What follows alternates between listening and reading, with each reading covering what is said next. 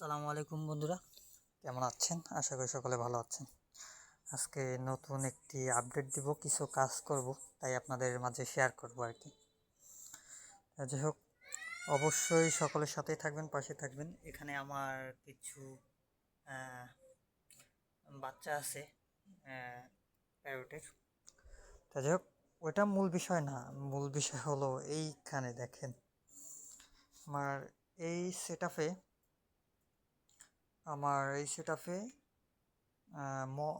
কিছু প্লাটি দিয়েছিলাম। দেখেন, আপনারা তো জানেন এখানে পুরো ঝোপ হয়ে গেছিল, মারাত্মক একটা ঝোপ হয়ে গেছিল। এই যে দেখেন, সব উঠে ফেলছি। এই টফে যত মাছ আছে আমার এই টফে সব কিছু আমার এই যে মাঝখানের যে সেট আপটা, এইটাতে সেট আপ দিব। তা যাই হোক, দেখেন মাছগুলো দেখেন, মাশাল্লাহ মাছের কোয়ালিটিগুলো দেখেন। আরও কিছু উঠাইছি দেখেন এইখানে, এই যে মাশাল্লাহ মাশাল্লাহ, সকলে মাশাল্লাহ কমেন্ট করবেন। আর আমার এখানে যে মাছগুলো দেখছেন, এই যে এসব আমার হোম ব্রিডের মাছ। এখানে মাত্র আমি 6 পিস মাছ দিয়েছিলাম।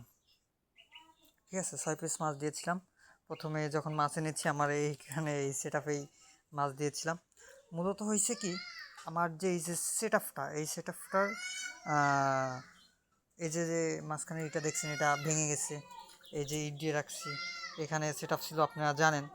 তা যাই হোক, এই যে এই সেট আপটাও আমি ঢালাই করে উঠাবো। উঠে এখানে 3 পার্ট করলে 3টা টপ আমার এখানে হয়ে যাবে আল্লাহর রহমতে।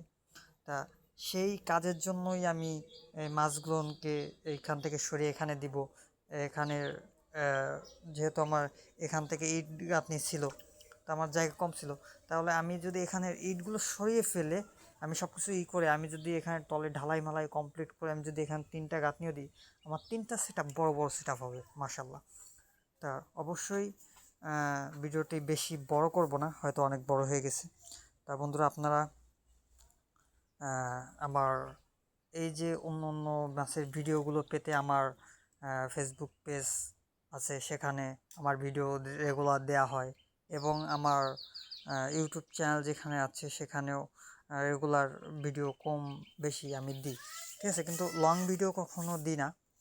তা যাই হোক, সামনে লং ভিডিও দেওয়ার চেষ্টা করব। তো অবশ্যই সকলে বেশি বেশি করে আমার ভিডিওগুলো দেখবেন, শেয়ার করার চেষ্টা করবেন।